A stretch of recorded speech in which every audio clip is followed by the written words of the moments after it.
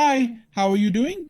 I'm Fernando. Welcome to Host2B Academy. Today, I'll show you how to round product images on Shopify product pages. First, access your Shopify dashboard and click Online Store on the left. Just click it.